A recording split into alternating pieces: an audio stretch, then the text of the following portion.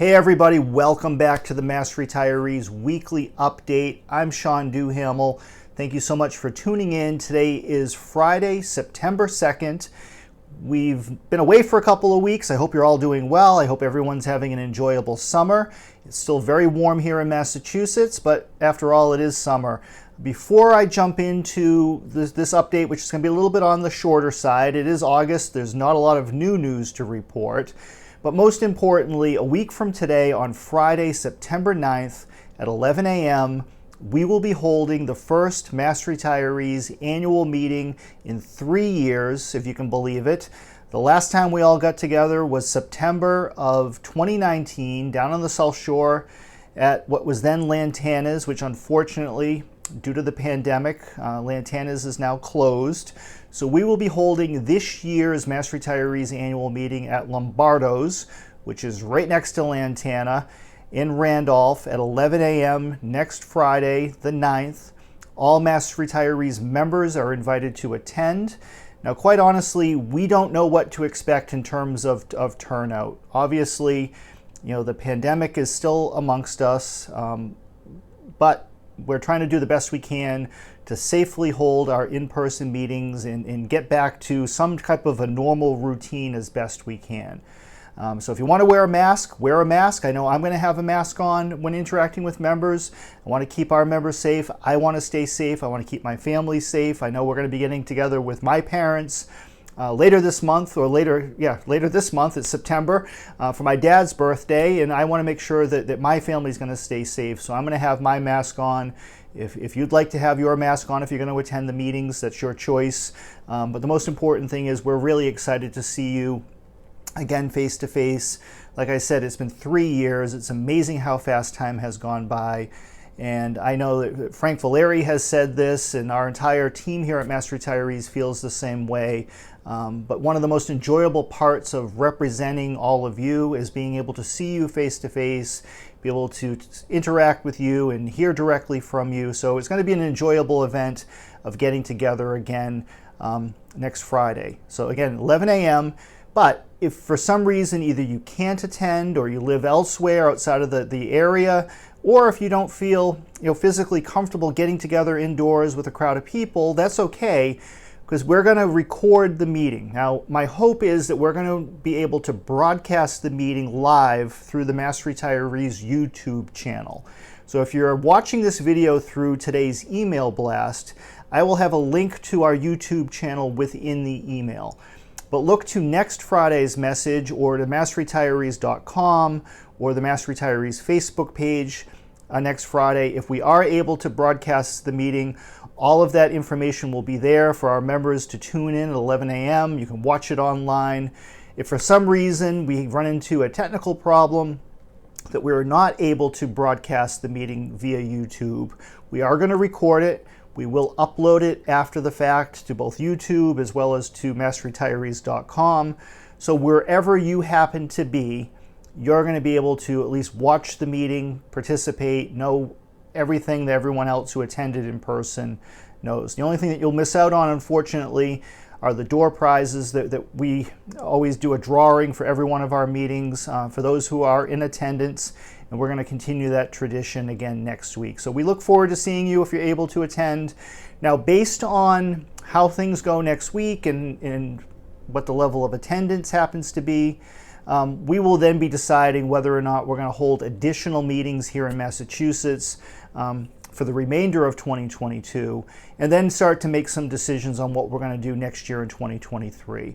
I know there's a lot of interest in having us come down to Florida early next year. It's been now almost 3 years since we've been down in Florida. We have thousands of our members who are Florida residents, never mind the thousands of snowbirds who come down to Florida just for the winter. So we're going to do our best to get back out there.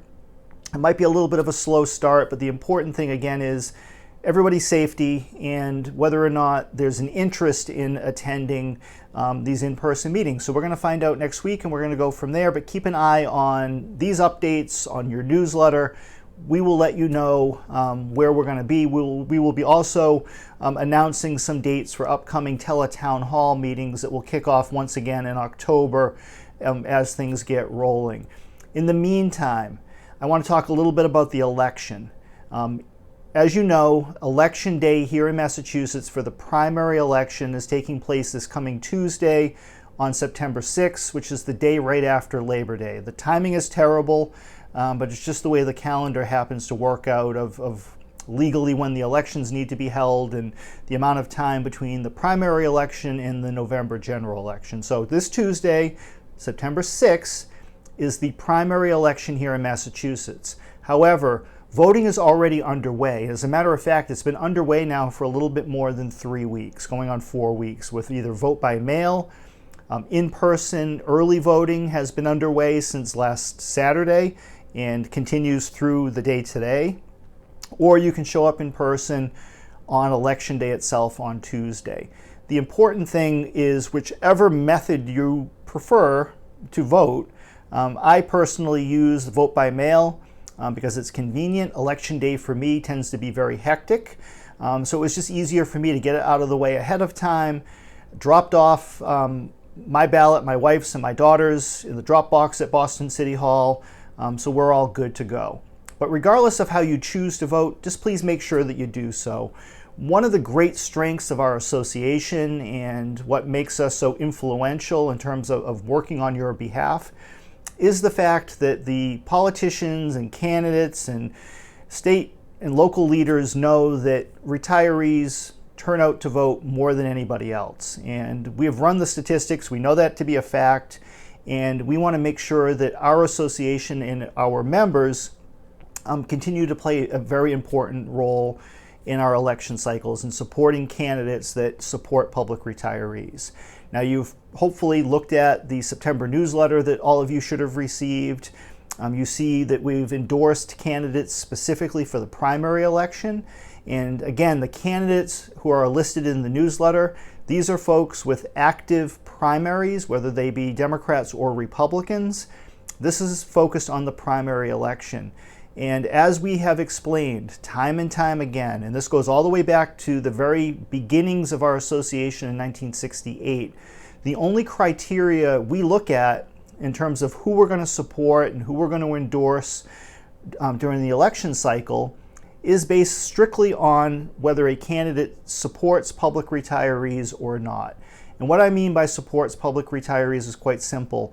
A candidate needs to support retiree health insurance, cost of living increases, defined benefit pension plans, things of that nature. Other issues, whether they be social issues or things that have nothing specifically to do with public retirees, like party affiliation, that's not part of our consideration or our process.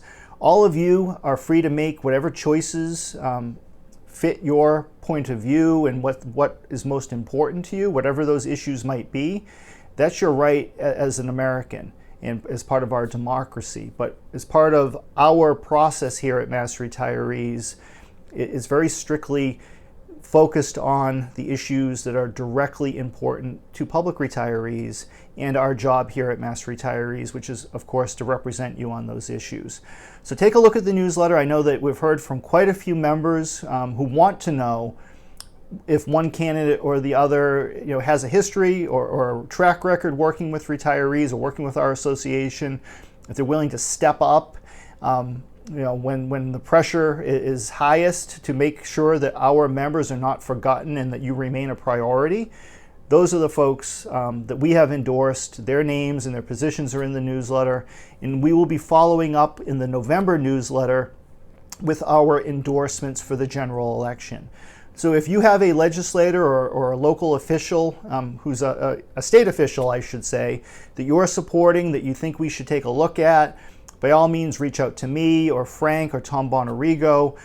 We're happy and willing to speak with any elected official or any candidate as long as they meet that certain criteria, like I said. But the most important thing is, regardless of who you plan on supporting, turn out, vote, let your voice be heard.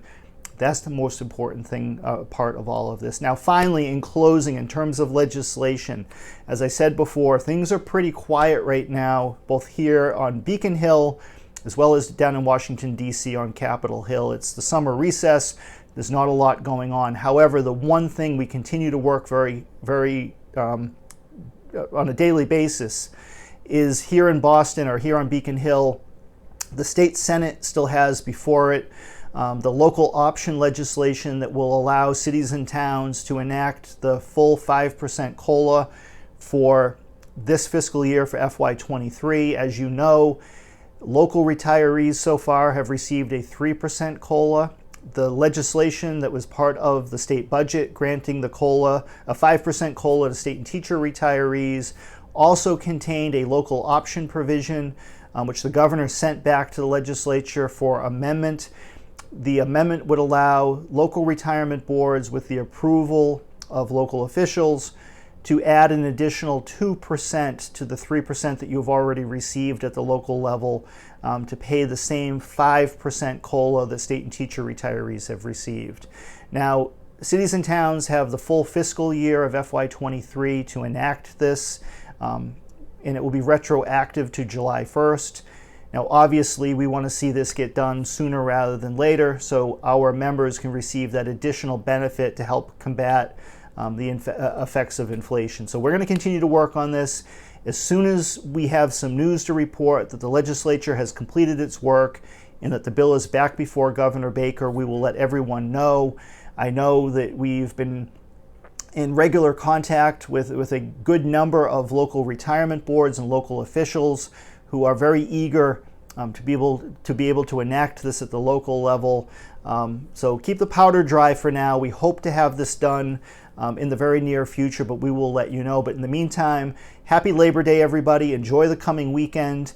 And if you are here in Massachusetts and you happen to be in and around the Randolph area next Friday on the 9th, we hope to see you at our annual meeting.